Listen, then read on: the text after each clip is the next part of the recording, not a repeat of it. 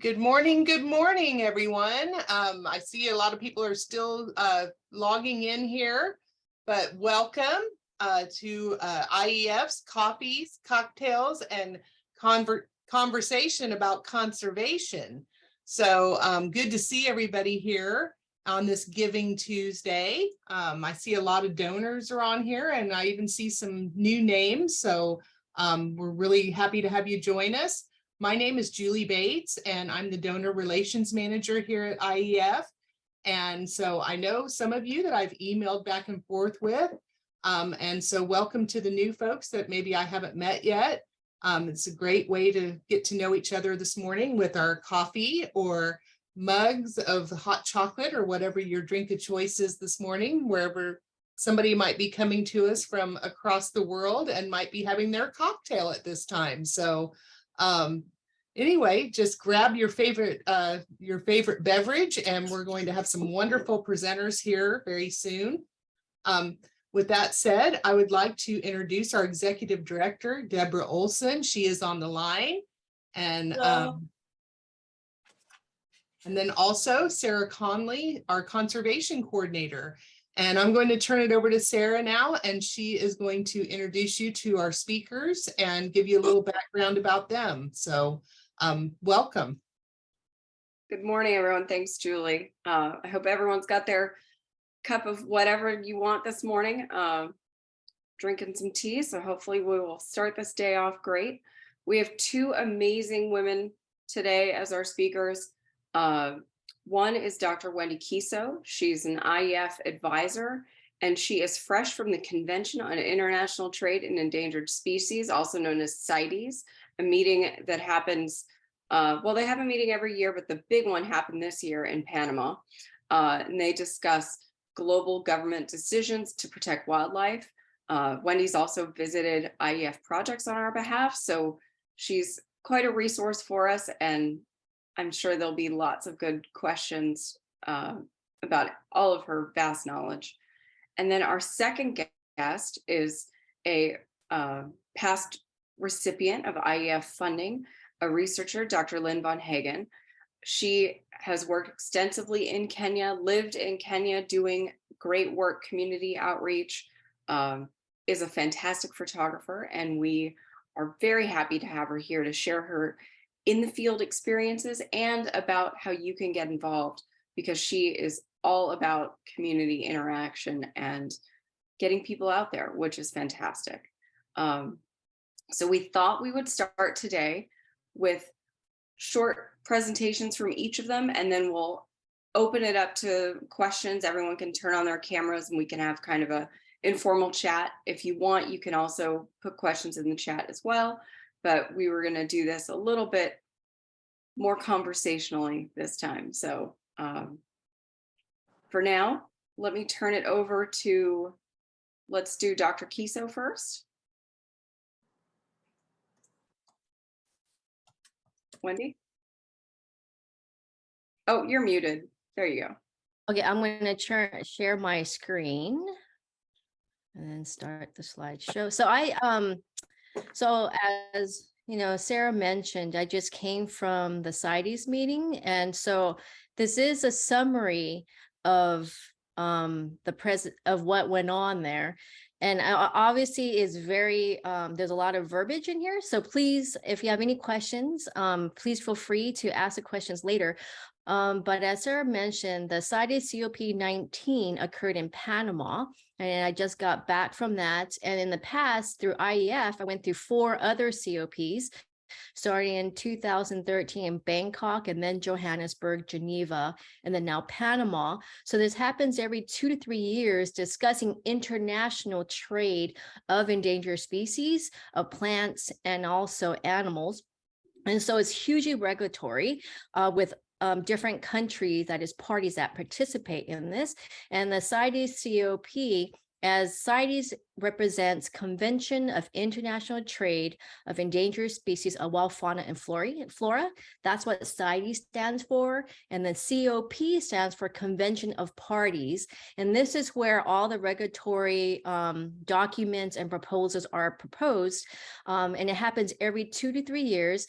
And to the left, you'll see my colleagues from Colossal Biosciences, Peter and Matt James. We attended the CITES meeting this year. And the main purpose of CITES is for international trade, is to ensure that international trade of specimens of wild animals and fauna does not threaten their survival. So just note that this is a regulatory agency for trade. That is the key purpose of this organization, and it is run under IUCN, the World Conservation Union. So just to kind of go over the summary so you know as far as how they list their animals. So CITES has 3 appendices, Appendix 1, 2, and 3. And obviously Appendix 1 is species that are threatened from extinction. And trade is only allowed under exceptional circumstances with huge approval processes occurring in the import and export countries. And Appendix 2 is a species that may become endangered if the trade is not regulated. And this also includes species that may look alike an endangered species. That way is protected, is an umbrella protection. And Appendix 3 is usually a party includes an animal that may need protection and they need cooperation from other countries to make sure that the species is protected. And currently there's over 5,800 animals and 30,000 plant species are listed into one of these appendices. So at the convention, there's 184 parties, that is countries, and this is the delegation. And obviously observers who cannot vote can attend. These are NGOs such as IEF, journalists, and other state agencies. But overall, there's about 3,000 to 4,000 participants in the CITES meeting every 3 years. And in order to list a species, a party needs to submit a proposal for approval at the COP, but it has to be supported by scientific and biological data. And again, that's all up for debate during the proposal process as far as what the population trend looks like for each species. And at the convention of parties, this is when you decide where the species end up, which appendices the animals either move up, either uplist or downlist the species. This is at the COP in which they decide where the animals end up. And in order for proposals to be adopted, you need a 2/3 majority vote by the delegation. Again, the observers, including NGOs, cannot vote in this process. So just an update, again, the COP19 occurred in Panama City. And at this COP, there was 52 proposals that was amended, and they adopted 46 of the 52. And believe it or not, at this meeting, 600 species were discussed to either list the animal or transfer them between appendices for trade regulation. But majority of these species were actually engaged in more stricter trade regulations, and only 9 species were actually downgraded down the list for less restriction. And on this, in this particular COP, there were a high number of tree species. And just to note, 600 species and 52 proposals were discussed in this 2-week meeting, but elephants took 3 days. So that kind of shows you the huge controversy and the interest of elephants and the big global scheme of things, that out of all the discussion, elephants took 3 days of the discussion. And pretty much at the COP, they also tried to discuss these proposals and species, but also how to effectively improve the effectiveness of the convention. So for the COP highlights, there are 365 decisions that were adopted to protect threatened wildlife species, and 46 out of the 52 proposals were adopted. And just to give you an idea, obviously I couldn't list all of the proposal amendments that were discussed at the meeting, but it shows you it's all about the reporting, monitoring, tracking, and trafficking regulation of trade, including engagement, education of Indigenous people and local communities. And a big topic was building capacity within each range country, and global strategy for plant conservation, wildlife crime linked to the internet, conservation of amphibians. And the big one this year was, as we know, the COVID-19 has there is speculation that it started from an animal and that it was a zoonotic disease that crossed over into this global pandemic. So that was one of the topics that they discussed, that how CITES can have a role in preventing future zoonotic diseases from occurring and what CITES can do to intervene in that case. And also another big topic this year was action plan of gender-related matters, being that they're saying that in different countries, women may not have equal opportunity as men. So when it comes to regulatory and for governments and for enforcement properties, they're discussing how to build that capacity for equal gender, which I found interesting because that was not been discussed in the past. So those are just proposal amendments, just a few examples of what's been discussed at the COP19. But for elephants, and this is what for IEF is what everyone's interested in. And obviously Mike, the report on Mike, which stands for Monitoring the Illegal Killing of Elephants, is an organization that was started by IUCN to monitor the illegal killing of elephants. And so every year they give a report on the status on how the elephants are doing. And this is participation from both Asian and African range states. And the analysis shows that there is a lot of illegal killing of elephants in lower, that shows illegal killing of elephants are lower in countries with better governance, better law enforcement capacity, and sites where adjacent households are wealthier and healthier, which was quite an interesting statistic that they came up with. And another report is the Elephant Trace Information System, which is ITES, which is an update by Traffic, who does wildlife trafficking and black market, looking at the origin of elephant specimens. And they are still debating on where the origin of ivory comes from. So in other words, there was a lot of pointing fingers of where the elephants were being poached, and the transit countries were being very defensive about how they're not responsible, and they questioned the methodology on the data collection, and number of parties were not submitting the data to help with illegal ivory trade. And some parties did admit that they need to build capacity in their own country in order to continue collecting data. So for ivory trade, as you may have known, that they did ban, that they did ban the ivory trade in a couple of COPs ago. So at this particular COP, that they still say that the domestic ivory trade is still contributing to poaching and illegal trade of ivory, and the parties do urge CITES to address illegal trading that the parties are still partaking in, and the parties are urging for transparency and methodology of documentation. In other words, they're saying that some parties aren't being transparent in how much ivory trade is occurring in their own countries. And there was a proposal to bring back ivory into international trade, but that was ultimately rejected. And another highlight for elephants is that, as you know, African elephants are listed under Appendix 1, except for the population of African elephants in Botswana, Namibia, South Africa, and Zimbabwe. So there was a proposal to actually include these elephant populations also in Appendix 1. Granted, these are the populations that have higher numbers of elephants, so they feel that they should still be in Appendix 2. So this proposal was rejected. And as just a note, Asian elephants are listed in Appendix 1 since 1975. And another topic of discussion of heated debate was the definition of the term appropriate and acceptable destinations. And this is of exporting and importing elephants of what they determine as being appropriate and acceptable. And obviously, a lot of range countries, in particular the Western African range countries, were very opposed to any destination aside from the range countries due to ethical issues regarding animal welfare.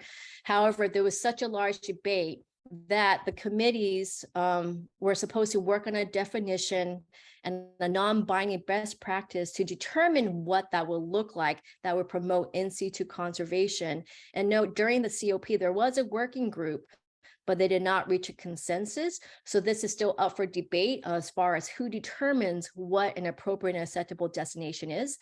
And another topic is live elephant trade in both Asian and African elephants. In Asian elephants, they determined, the CITES did mandate that the Asian range countries need to develop requirements for registering, marking, and tracing the Asian elephants. And in African elephants, again, African range parties were strongly opposed to any export outside of their natural range, whereas a lot of countries who have exported elephants were under a lot of scrutiny, but they did insist that they conducted the trade under compliance with CITES. So because of this largely debated topic, CITES decided to establish a dialogue meeting to include all parties of interest, including technical experts. But while they established this dialogue meeting, the new text says that African elephants could only be exported in their natural historic range in Africa, except under exceptional circumstances. And that's the big question mark as far as who's going to approve that. And also, the XC2 locations have to provide substantial in situ conservation benefits, and this may occur during emergency transfers. So that's pretty much for elephants, but I just wanted to note, just so you know, for the COP highlights, that they tried to uplist the hippopotamus to Appendix 1, but that was rejected, which I was surprised to see that. And they actually adopted downgrading Namibia's southern white rhino to Appendix 2. And then other animals such as sharks and stingrays, timber and plant species were a huge topic. And then also lizards and turtles and other animals were also adopted. Again, 600 species were discussed at this meeting. And that's the end of my presentation. And during the visit to Panama, I went to the Panama Canal, and this is beautiful Panama. So thank you. Wow, thank you, Wendy. That is an excellent overview of CITES and so many of the issues with elephants. I know there's already been questions in the chat, but I think we want to segue to Lynn so then we can have a big discussion at the end. So on this Giving Tuesday, Ms. Lynn Von Hagen, take it away.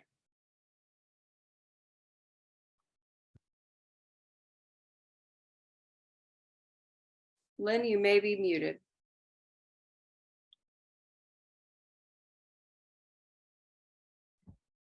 Okay, there we go. Thank you, Wendy. That was really wonderful. I think part of what today is about is showing that there's a lot that goes into elephant conservation that people don't really comprehend the full scope of what it takes to try to protect elephants. So your presentation was a great way to show kind of what happens behind the scenes. And my work is a little bit more with the community. So I know we're all very grateful for IEF. It's an amazing organization that does such incredible work covering so many of the aspects of what's important about elephant conservation, which is why we're here to support them today and ask, for your support for them on this Giving Tuesday. So I've been really fortunate to have worked with IEF and on a project in Kenya for the last 6 years or so. It was part of an Earthwatch Institute project. And I see some of the volunteers here today, and I'm very excited to see you guys. So that involves having citizen scientist teams to actually join us in research.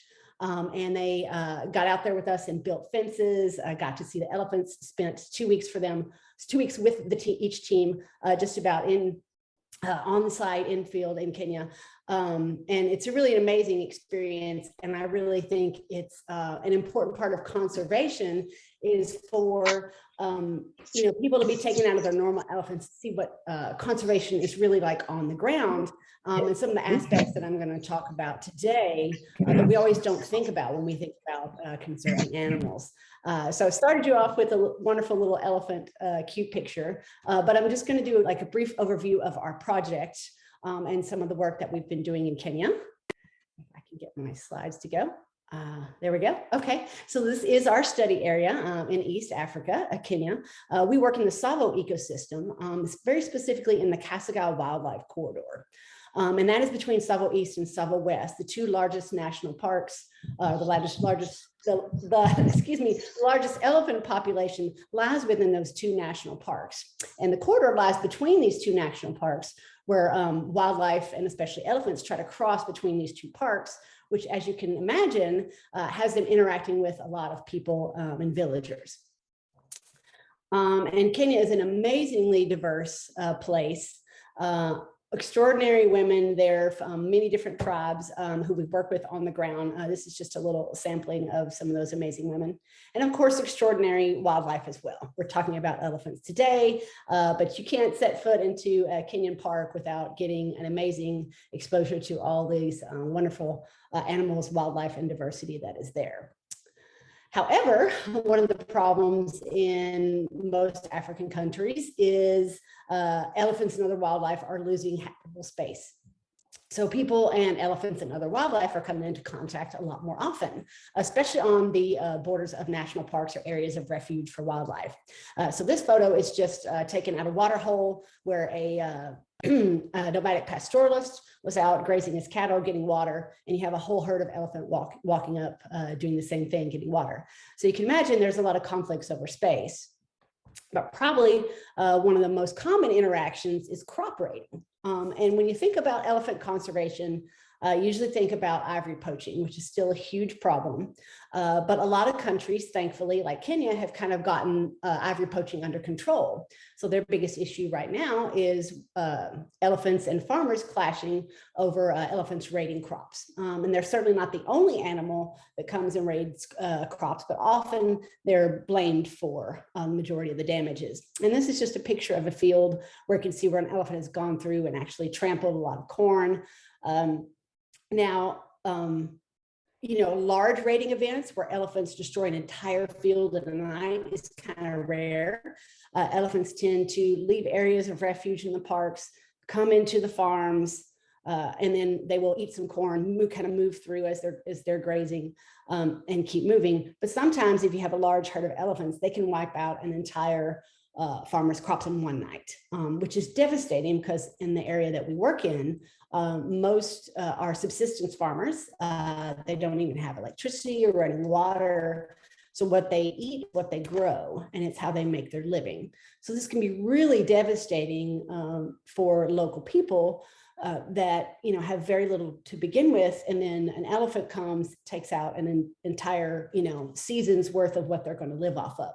So you can imagine the tension between farmers and elephant gets really high, and sometimes they may lash out at elephants and try to harm or injure them.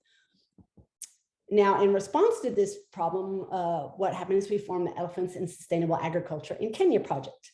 Up in the top right corner, you'll see the 3 PIs, which are Dr. Bruce Schulte, Dr. Arbanas Mutwiwa, and Dr. Mwangi Gitiru. They were also joined by Dr. Chris Lepsick. Later on, as I moved from my master's to my PhD, he's not in these photos, but there's an amazing team in Kenya that is working right alongside us. Most of our team is Kenyan, so we take a lot of our cues from them on how to proceed with research. And there's also been myself, but now there are 3 other master's students that are moving through the program. And it's just been a really wonderful opportunity in conjunction with the Earthwatch Institute and with support from the International Elephant Foundation. So a lot of people that, you know, kind of keep the wheels turning for this project.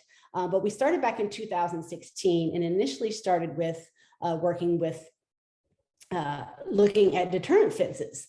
And Mr. Simon Kasaini, which is in the bottom on the right, invented a metal strip fence that we tested and found successful at deterring elephants from crop raiding. We formed some partnerships too, which are very important in any type of research. With the Elephants and Bees project, we tested beehive fences as well, and a variety of other different types of common deterrent methods like chili fences and the like. And we got a lot of help from our volunteers in building and maintaining these fences, which we found some really interesting results from the project. Now, most of my work actually focused on more of the community aspects for my PhD. And this was kind of one of our goals, was to really understand from a community perspective how these conflicts were affecting villagers. You know, we obviously know that it's creating food insecurity because they're not able to harvest all their crops, but they're also facing a lot of other challenges too. This part of Kenya is drought stricken. They go about 6 months with no rain every season, and that's a big threat to people, obviously, but also the wildlife. This year, because the drought lasted so long, you actually had elephants dying in Tsavo because they could not get enough food and water. So another big concern there, but it's also affecting farmers and their ability to thrive. So one of the things that Wendy mentioned is building adaptive capacity in communities. So that's one of the things we wanted to look at is, how do we help lift community members up so that they can actually be more resilient to these negative events like drought and flooding and crop raiding by animals. So one of the things that we did is we did some surveys and we did some participatory modeling sessions to really try to understand, how farmers conceptualize the connections between all these variables that cause and exacerbate wildlife conflicts, and what are some of the outcomes that we're not really maybe considering in conservation management that are very important to farmers. And of course, we found they were the local experts. They very well understood the problem, a lot of the catalysts for the problem. So that was very interesting to sit and listen to the local indigenous people who are the experts on this in their area.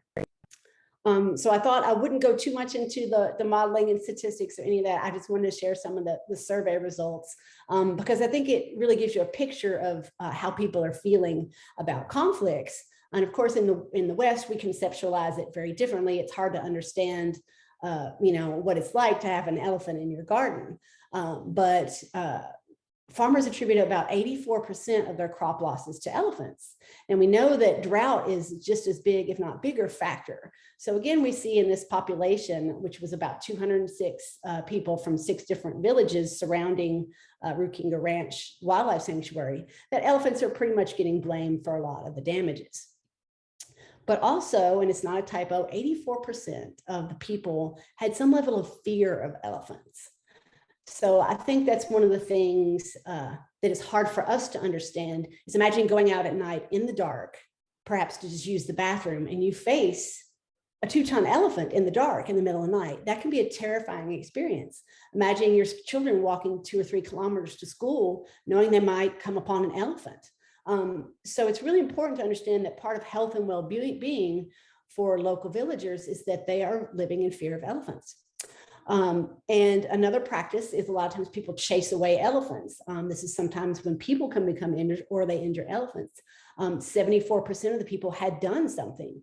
So imagine chasing a 2-ton elephant or more in the middle of the night. And some of the places where we found shortcomings is that most of the farmers, the vast majority, had never received information on deterrence. So one of our goals as conservationists is to find ways to mitigate crop raiding. Well, 78% of farmers had never heard about anything. So we've definitely got an implementation gap there where it's important for the types of information that can be useful to be distributed. And then 100% of people who had received information and said, well, there's nothing I can do with this information, was because they couldn't afford to implement deterrence. So we see a lot of challenges for conservation surrounding crop raiding and negative human-wildlife interactions just from our results in that small study. So that applies to a lot of the bigger picture of Africa as well. So one of the things that we tried to do was a focus of my work was community workshops. We identified 5 different strategies that we thought could help farmers be more resilient to these different types of challenges that they face. One was deterrent methods, things like better agricultural practices that will have higher crop yields, but the trade-off there is you may have more elephants coming, but learning how to safely live around elephants, understanding the importance of an environment that is safe and secure, and different things like that. So we had workshops in the different communities. We passed out manuals, and we're hoping there can eventually be a follow-up to see how well those workshops did. And that's just kind of a glimpse into the project and some of the work that's been done. And if you have any questions outside of today, you can reach out and find me at the contact information below, and I will toss it back to Sarah. And thanks very much. Wow, Lynn, that was fantastic. So as you guys can see, even though it doesn't seem like their work connects, it actually does.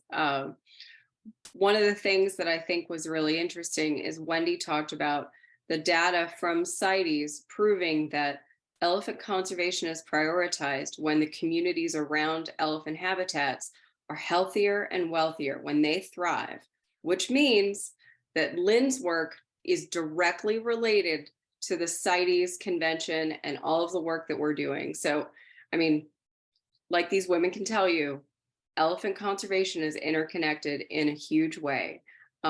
Everything everyone's doing, from research to government policy to work on the ground to community outreach, is all connected, which is one of the things that makes IEF such a powerful organization, is that we support all of it and we do work everywhere, which is why we are here today for Giving Tuesday, trying to connect with people and teach support and ask for support. But I think we should open it up to questions. So let's have some, you all are welcome to turn on your cameras and raise your hands, and we can start doing questions, or I can start pulling questions from the chat because I saw some of you guys were pretty eager right away. Gwen Thomas, do you want to unmute yourself and ask a question? Yes, there we go. Can you hear me? Absolutely. Okay, so I'm super excited to be here today. I am an ecologist. I'm based in Texas, and I just signed up for the World Watch program, which has been on hold because of COVID. So I'm super thrilled, and especially because I lived in Kenya in the 70s and have not been back since 1979. So I am over the moon excited. But I was wondering, one of the things about with elephants, we talk often, and I love your community development approach, and I'm all about community development. And if you have a workshop going on while I'm there, sign me up. But we talk a lot about deterrence. And right now I'm teaching middle school and in a very tough Dallas. And one of the things that works with students who are so difficult is looking at positive reinforcement, and how we can encourage them to keep sort of doing things that are working well for them. And I'm wondering if there's any look among the conservation team at sort of positive reinforcements in addition to deterrence for elephant conservation. And that's my question, and I can't wait. So thank you. Lynn, would you like to discuss that? Sure, I can tackle that one. That's a really important question. And it's actually a big movement in conservation, is more looking at community-based conservation. One of our partners that we worked with in Kenya is a group called Wildlife Works.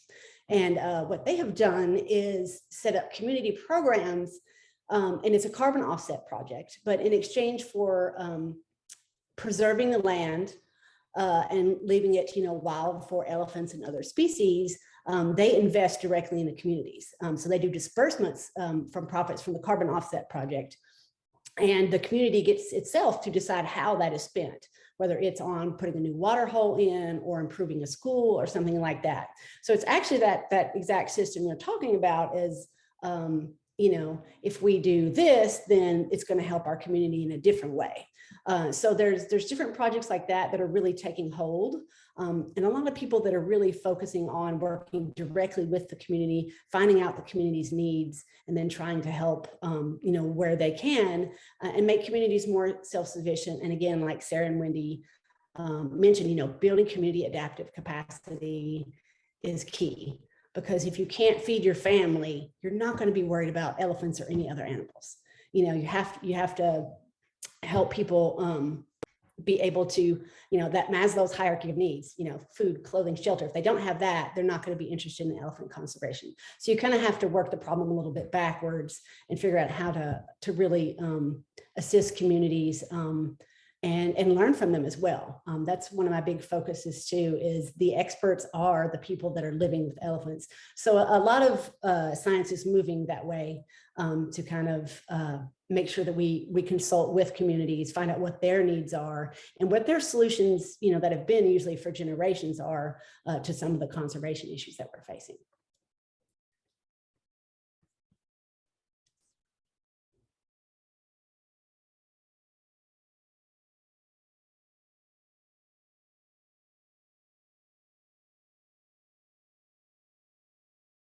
Sarah, you're on mute.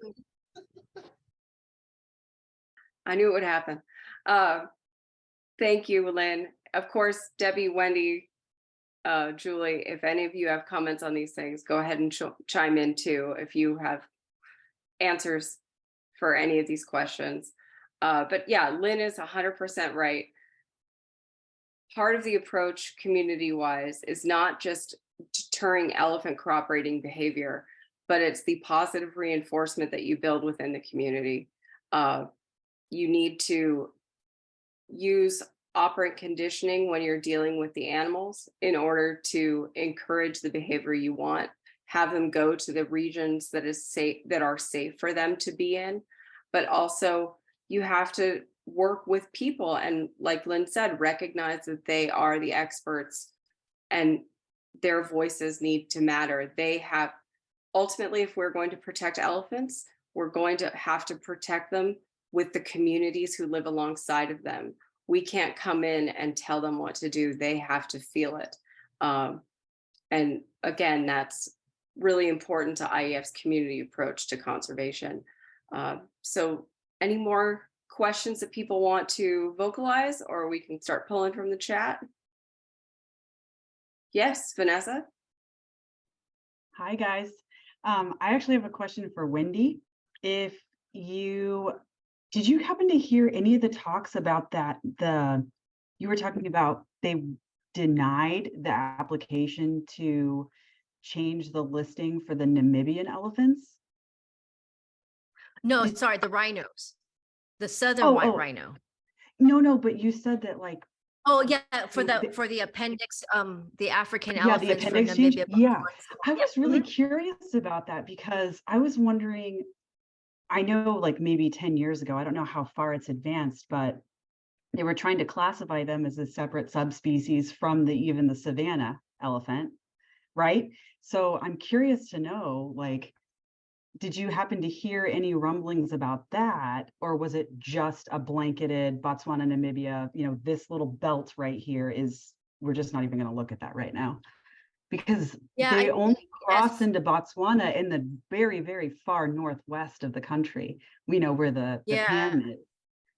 So it is kind of interesting. I just thought that was interesting.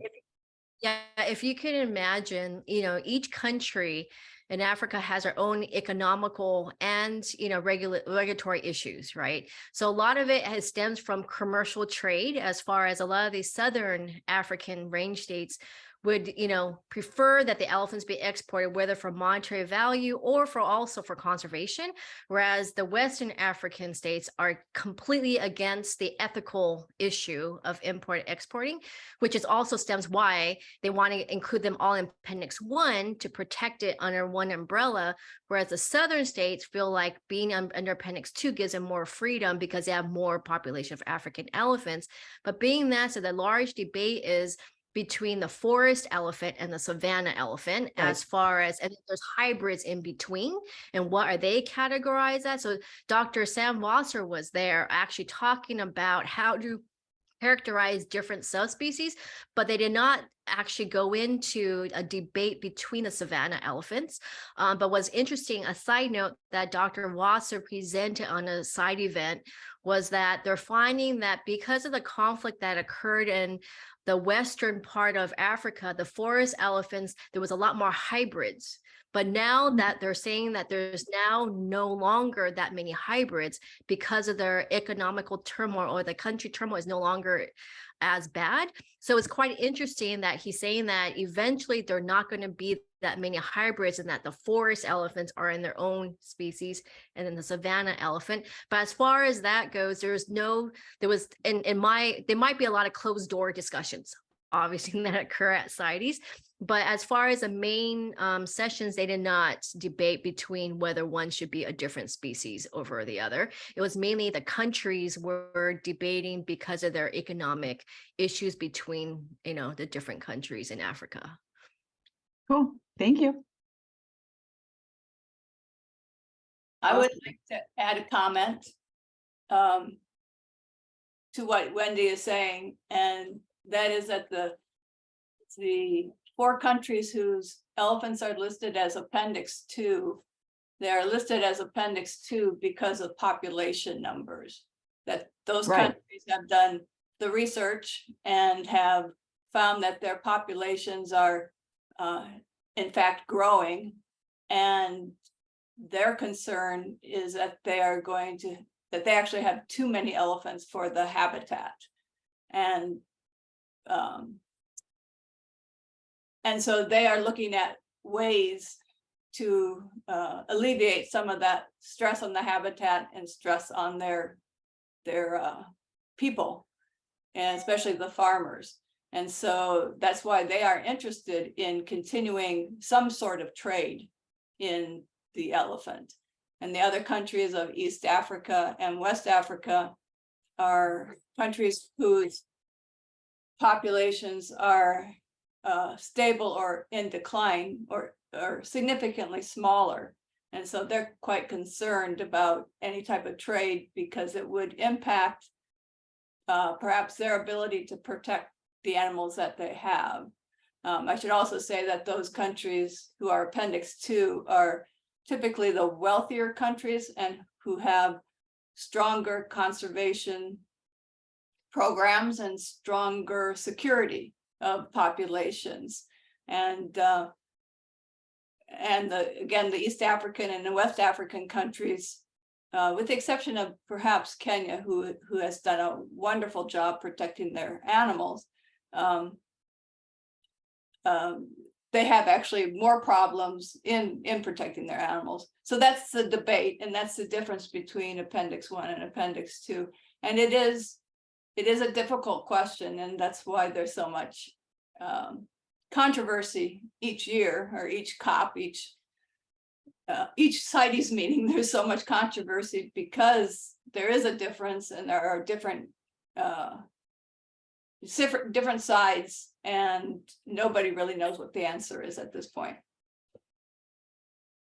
I just thought that was really interesting, because just Namibia in particular, and then Zimbabwe in particular, and their politics and their origins and how they came to be countries and stuff, and thinking about how they're tackling this now. It's very interesting. Thanks, guys. Awesome. So we do have a few questions in the chat. So while you think of your next one, let me pull some of these out. Wendy, I think they're for you. So someone's asking, which country or what party proposed to bring back ivory trade? Do you remember? So as far as the ivory trade, and again, as Debbie kind of alluded to, is very complex, because a lot of countries, especially the not so wealthy countries, saying this could be a wealth of value, as far as if they sell it in a stockpile, the country can make money off of it, as far as helping the communities, helping conservation. However, as we know, is not as black and white. There's a lot of gray areas where the money is actually going to go to, which opens a door for also ivory trade, which opens a door for poaching. So in other words, it's very complex as far as the ivory trade, but the country who brought it up was Zimbabwe and Japan, and mainly because Japan has not closed their, as they say, domestic ivory trade. But obviously, if it's domestic, they're trading ivory within the country, but they're coming from somewhere, right? But they're pointing fingers as far as, no, the data is wrong, we're not importing ivory. However, again, but Zimbabwe wanted to open not only ivory trade, but also for leather goods of elephant leather. But as Debbie said as well, the population is higher there, and they're kind of changing in their views as well, in their government and how they value and protect the elephants. But they wanted to open the door for leather trade and ivory trade for elephants. But it's both of those were shot down by the majority. Thank you. Julia Morgan. And I see the next question. Yeah, I see the next question about the appropriate and acceptable destinations. So that's going to keep coming up because it is a hugely debated. I think we spent probably 5 hours debating this with a lot of people against it. A lot of range countries are strongly opposed to captivity and exporting animals outside the range country. So that is hugely debated as far as there's welfare, animal rights, there's all these NGOs in that debate in the committee. So it's just going to keep going in circles, to be quite honest, because they can't get past the philosophy of actually even coming up with a term for captivity, you know. So that I think is going to be an ongoing debate. I think you're absolutely right. We do have someone with their hand up. Julia Morgan, do you want to unmute yourself and ask your question? Hi everyone, I'm Julia from Australia, and I was lucky to spend time with Lynn as a citizen scientist in Kenya, which was absolutely fantastic. My question is actually just regarding the devastating pandemic we've had in the last couple of years. How much impact, if any, has that had on conservation work, do you think? Has that put us back in a number of years, or is that, how's that gone?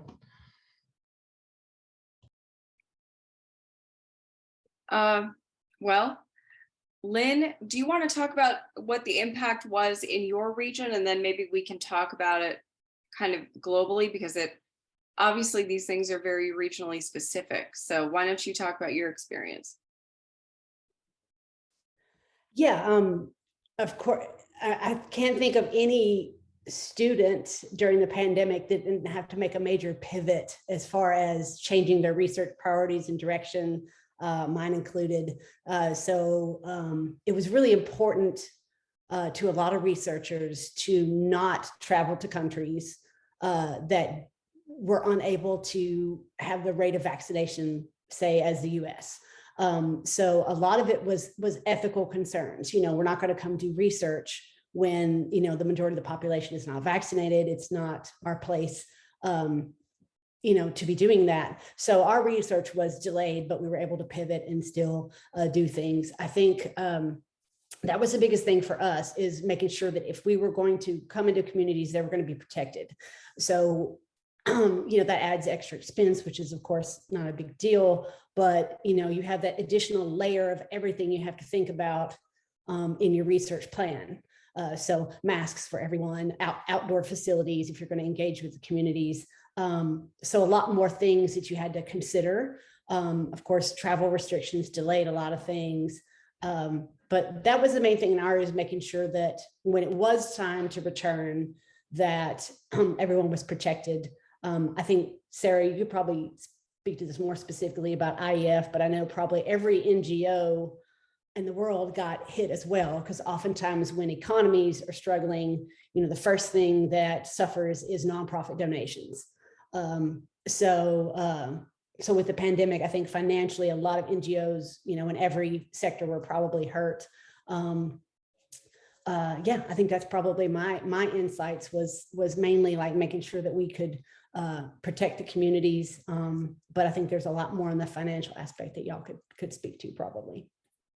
Well, let me speak to another direction, and then Sarah can speak to financial. So our different projects reported multiple concerns out of the pandemic. One is, and a very interesting one is because people were restricted as to where they could go. In some countries, they were restricted from leaving their communities or leaving what we would consider counties. Certainly they couldn't leave the state, or they couldn't obviously leave the country. So elephants actually became more bold and would actually spend more time in communities because people were sequestered in their homes or sequestered in areas. So it left spaces open for elephants and other animals to go into areas that they don't typically roam. We also found that many people lost their jobs in the city. Obviously, they lost their jobs here in the United States too, but they lost their jobs. And because they had no income, they returned to family farms. And family farms are already stressed because they're subsistence farmers. So there was a pretty good uptake in poaching not necessarily poaching for ivory, but poaching elephants for meat, because obviously these are protein-starved communities, and now they have more mouths to feed, and so animals did. There were loss. We suffered losses of animals because of just people wanting to feed their families, themselves and their families.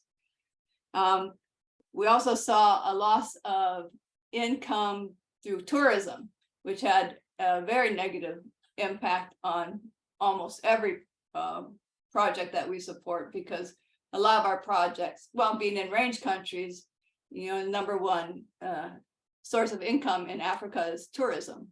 So all of a sudden, nobody was traveling anymore. Certainly nobody in the United States was going to Africa. And so tourism just went to zero. So again, the people who live off the tourism industry, all the way from, you know, the travel businesses to the housekeeping, to the lodge keepers, to groundskeepers of the lodges, to the drivers and the other aspects of, you know, of tourism, which is just huge. It employs thousands and thousands of people. All of a sudden, they lost their jobs. So again, we're looking at people who are no longer making a living, having to return to areas and just scraping by however they can scrape by.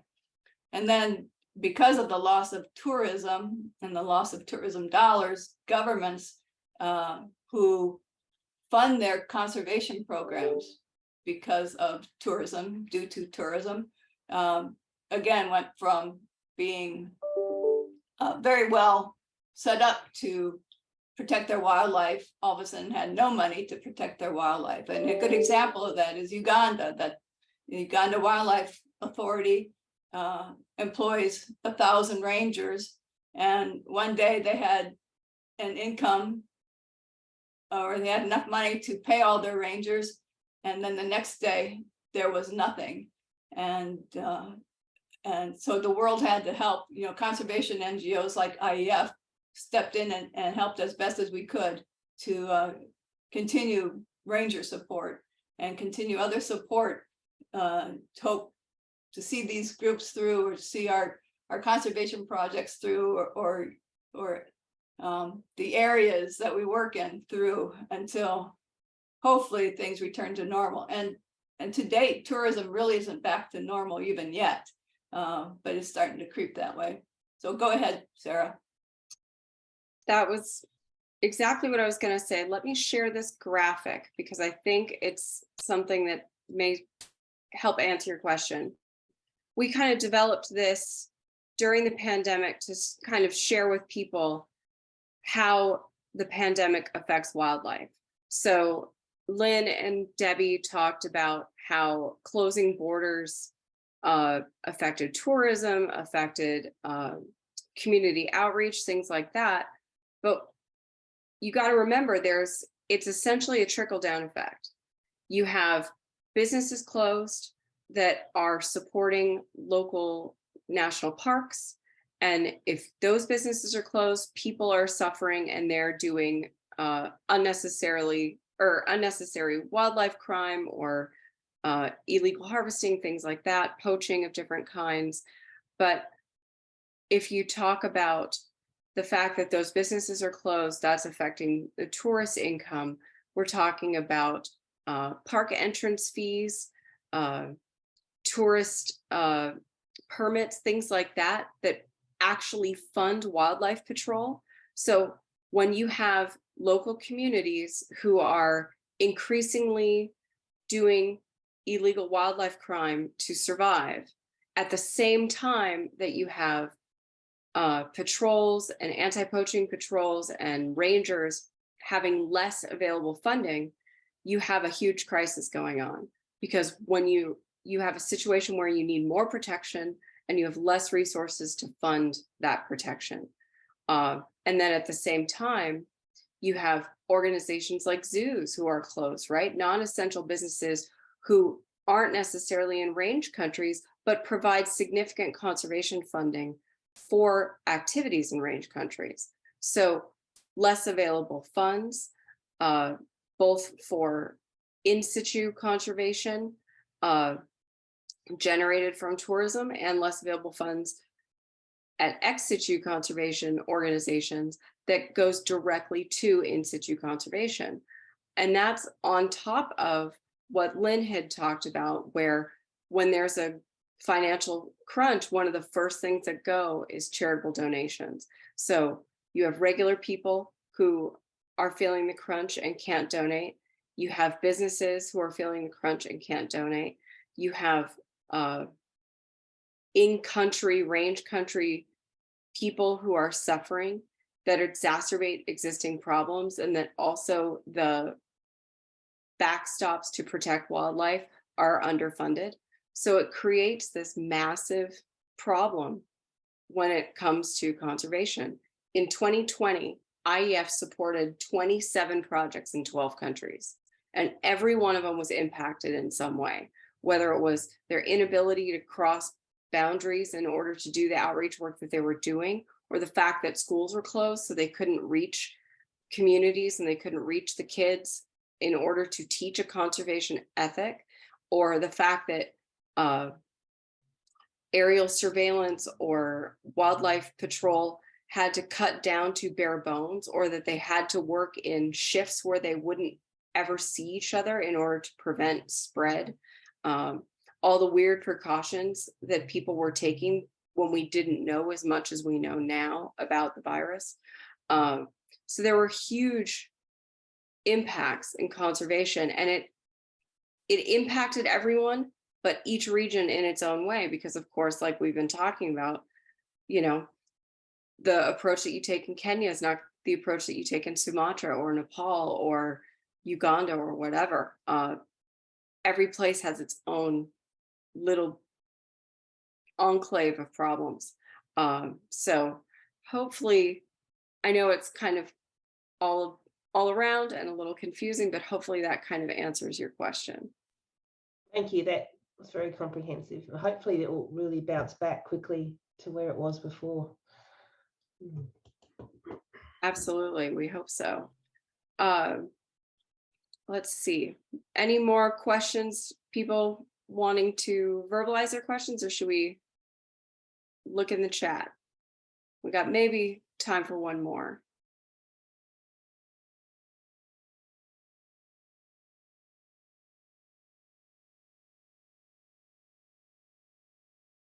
Yeah, Gwen, go for it.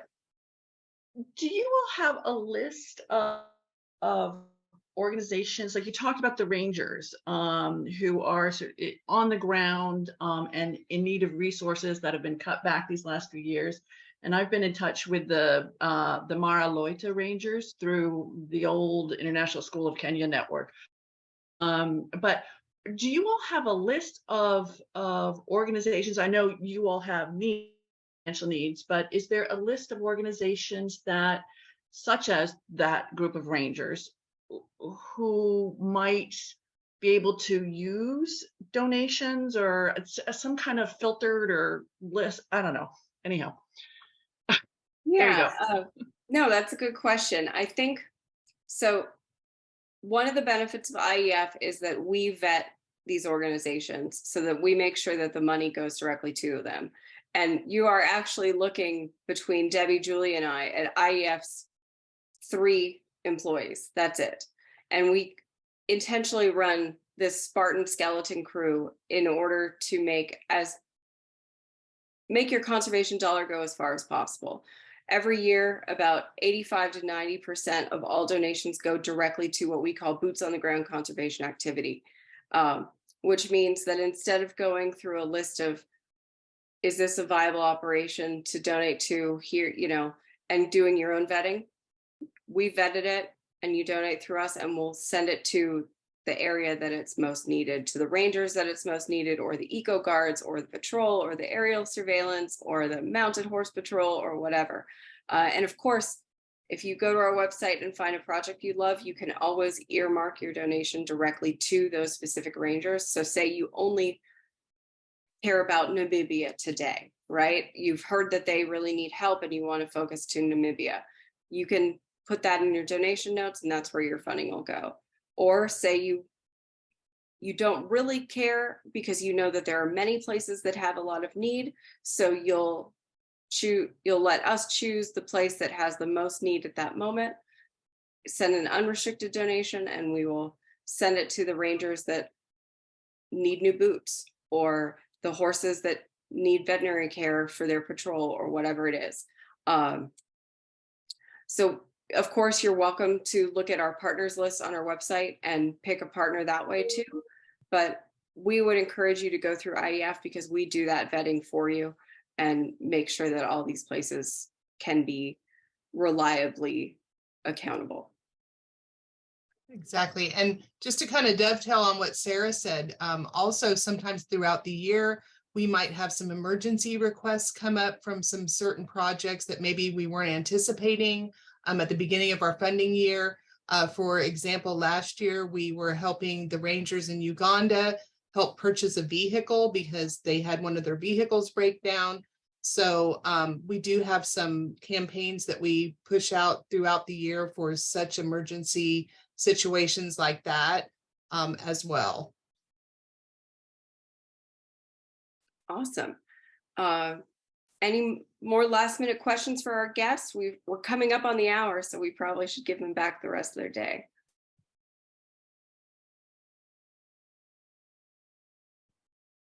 All right. Well, thank you everyone for being here.